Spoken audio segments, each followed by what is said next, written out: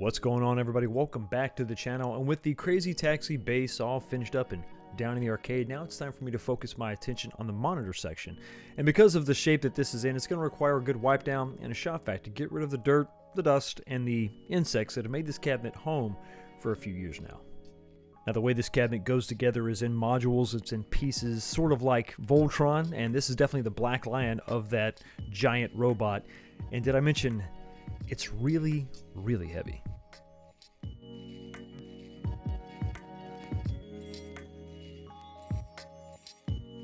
So heavy, in fact, that there was no way I was going to attempt to pick this thing up by myself, so I enlisted the help of two of my sons. I mean, look at them. Look how happy they are, spending some time with their old man, doing the thing that they love most in the world, putting up with my sarcasm. That's it. High five, guys. Yay. Yay. Okay, so the next beast to tackle is going to be the Marquee, and trust me, it is no slouch. It's definitely substantial. And of course, we're going to change out that fluorescent fixture with an LED fixture. But I want to do something a little bit different. I found this kit on Amazon. It comes with 4 lights. It comes with multiple wiring harnesses. You can plug this into the wall. You can daisy chain these together. Of course, the mounting hardware is here also. But the thing I'm going to use is this breakout wiring harness that plugs into the fixture, and then the wires are pre-stripped, so you can just bring your wiring to it. You can see how the size comparison of what I usually use when I go to Home Depot and just pick up an LED fixture, much larger, so this is going to fit in some of the smaller applications. And to tidy up the wiring, I'm going to use some of these zip ties that have a hole that you can just put a screw in and actually secures that to a piece of wood, just like I'm doing here. So with the light bars installed and the wiring all tidied up, it's time to hoist this thing up on top of the... Oh man, this thing is really, it's a lot heavier than you think. But get this thing in place, run the wiring in through the hole in the back so you can feed that down to the rest of the wiring harness, and you're good to go. Just that simple, right?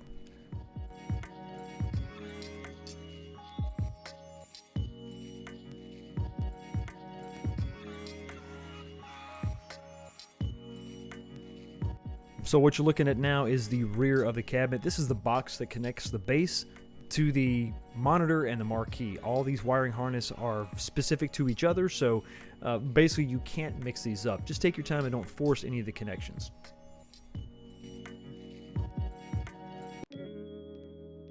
And the last connection to be made from the base is the VGA cable that runs from the Naomi board all the way up through the box, through this hole, and then connects to the actual monitor chassis on the back.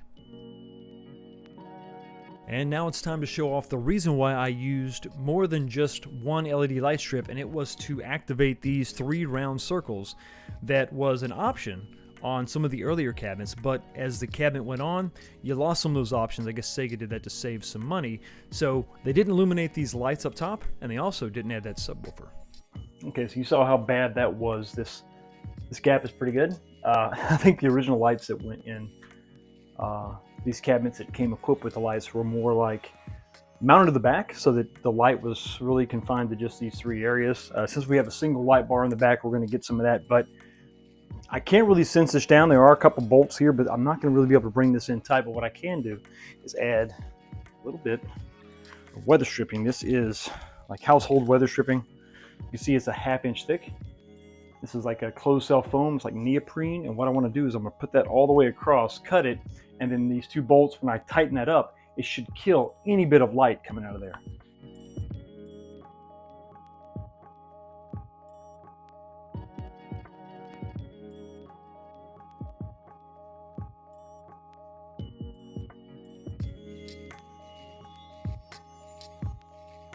So with the Marquee done, it was time to move on to the seat slider that was in really bad shape. So the first thing I had to do was get rid of the rust, all the loose paint, wash this thing off, get rid of all the grease, hit it with a blowtorch to get it dry, and then move on to several coats of primer and paint.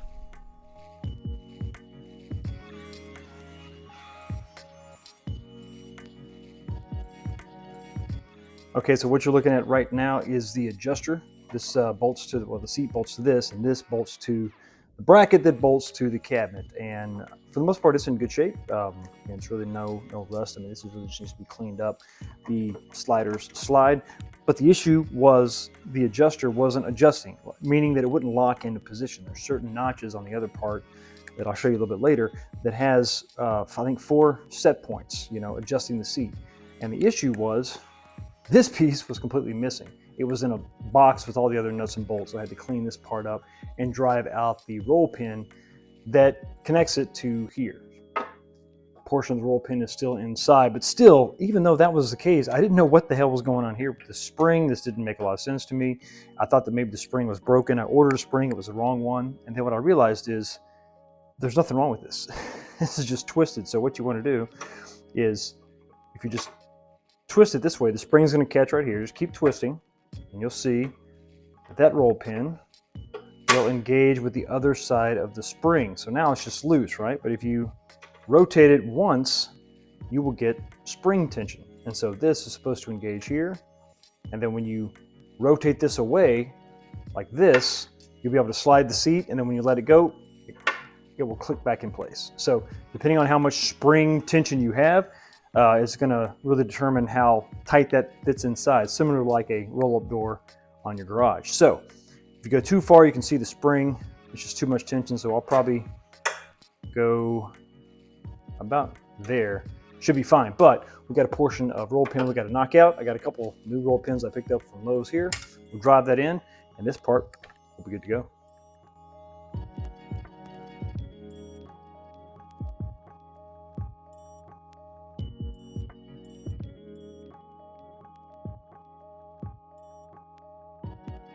So with that repair done, the adjuster mechanism got the same treatment that the base did. Clean it up, heat it up to dry it off, and then hit it with some paint.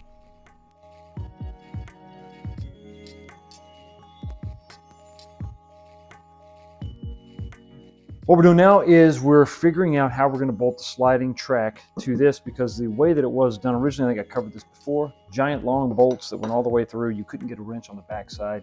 Not a good idea. So what we are going to do is drill these holes out just a little bit larger to accept a rivet nut. This is a threaded insert. Drill this out, and then you can fit this inside the hole, and then I have a tool that you can actually use to it basically crimps this in place here. So it'll hold this threaded portion inside this tube, and then all we'll have to do is take these bolts, providing they're freaking long enough, and then go through the actual slider and then up into here. So at any point, we can easily disassemble this and not have to worry about trying to get a wrench where you couldn't really get one before. So that's the plan. Let's see if it works.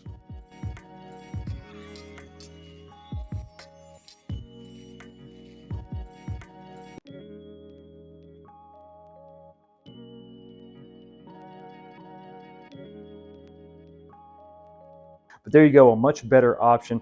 And now we can just bolt in through the bottom and everything will be good to go. Now, just gotta get the other 3.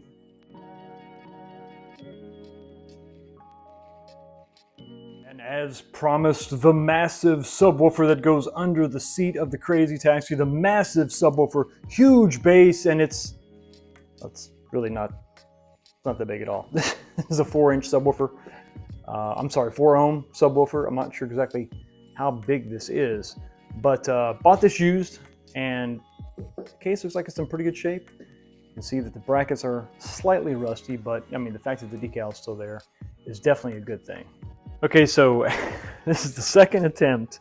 I didn't show this on camera, but this is the second attempt to try to make this happen. So I showed you in the last part of the video the sad state of this current woofer. Just wasn't good. It's just not going to cut it. So I needed something that was going to match and fit inside of this enclosure, a very specific size enclosure. Not so much, this size is pretty standard. As you can see, this 4-inch woofer, the second one, not the first one that I bought, is going to fit not perfectly, but pretty damn close, right? You can see all the holes line up. What happened on the first attempt was the speaker magnet was too thick, the speaker overall, so what it ended up being just so thick that I couldn't close this up. So before we get too crazy, I'm not gonna screw this together just yet. Let's go ahead and just make sure that the enclosure actually closes as it's supposed to, and it does. It does. We're able to bring that together. Nice. So the only issue is going to be the connections. While I thought that this was going to be a simple, just disconnect and then plug into the new, you can see that the terminals are not the same and they're kind of facing the wrong direction. They're pretty flimsy, pretty cheap. So we're gonna have to do a little bit of soldering to make this a good solid connection. And then we'll put all this back together and then we can actually get this damn seat assembled and down in the arcade. So let's go.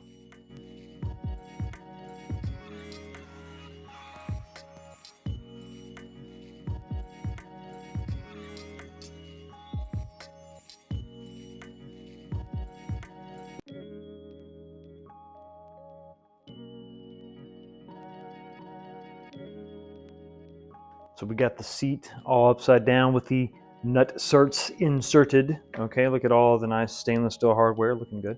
I'm gonna go ahead and place the subwoofer in the stock location. Go.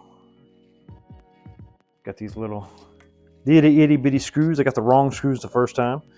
They were like a standard 832 or whatever. That was wrong, so I had to go back. I think this is a 4mm screw. Those of you at home that are trying to do the same thing, you guys crazy taxi, and maybe you don't have a subwoofer, this is definitely what you want to do. Because if you don't have the subwoofer, you're not going to have the screws. So they're 4mm by, like, I don't know, 7mm long or some stupid communist measurement. I don't get it. But in any event, it is what it is. I'm not here to hate on the metric system. I will say it's easier on the metric system to get the right wrench, because if the 7 doesn't work, you get an 8. Next up, this is the first modification we did. It's not stock. I mean, it's a stock unit, but it didn't come stock with this cabinet. So like I said, if your cabinet doesn't have it, you're going to have to find the enclosure, and then you might have to swap out the woofer like I did. So now that we got this set, let's go ahead and get this first part. It's the slider. Let's get the slider. So you're going to notice on the slider, the bigger holes are going to be here to clearance the bolts there. So you're going to want to do this here. Look down inside, you can see the nut cert all the way in there, lined up to perfection, looking good. You can see there's our freshly rebuilt adjuster there, cleaned up, oiled up, painted this, looks really good. And this is going to be clocked like this. Okay, so right now it looks like it might be in the way, but it's not. Whenever you install the second part, it's going to lock in there, so that'll be up and kind of out of the way. And if you want to adjust that, you're going to turn it like this, crank up, swing it out of the way, slide it forward, and clunk back in place. People out there making fun of the Loctite, and I get it, because they just don't understand what it does. This is not Loctite, this is anti-seize. It's important when you're taking stainless threads and going into other threads, especially when they're dissimilar metals. Not so much with these nut certs,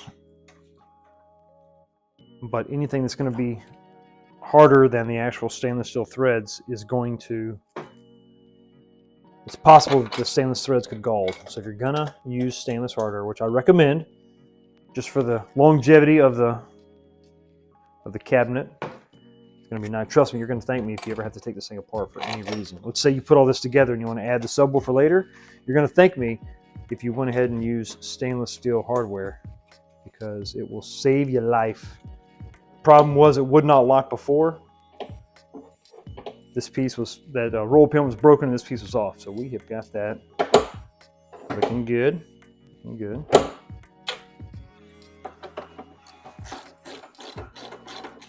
All right, so all the nuts and bolts are tight. Everything is in place.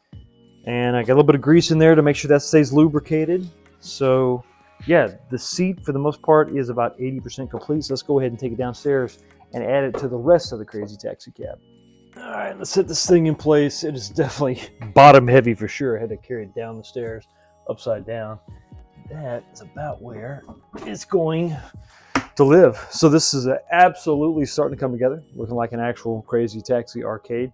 I love the way the components are cleaning up for the most part. So the way it sits now is the way it's going to be for a little bit. We have some fine tuning left to do. We're going to leave the back off so that I can connect all the wiring for the speakers. Side panels are going to go on after I get some hardware. Yeah, this thing didn't come with any hardware for the side panels. You can see the hardware has been kind of a struggle on this project, but for the most part, Everything is ready to go. We got a couple more mods, or really one more mod in particular I'm going to do up here. If you notice, if you're a fan of this this cabinet, you know that there should be a wire mesh up here that was missing, just like the subwoofer. It was missing. I've got a fix for that. We're going to button up all the loose ends, and then this thing should be playing next time you see it. Anyway, thank you so much for stopping by and checking out the channel. Y'all have a blessed day, and I will see all of you next time.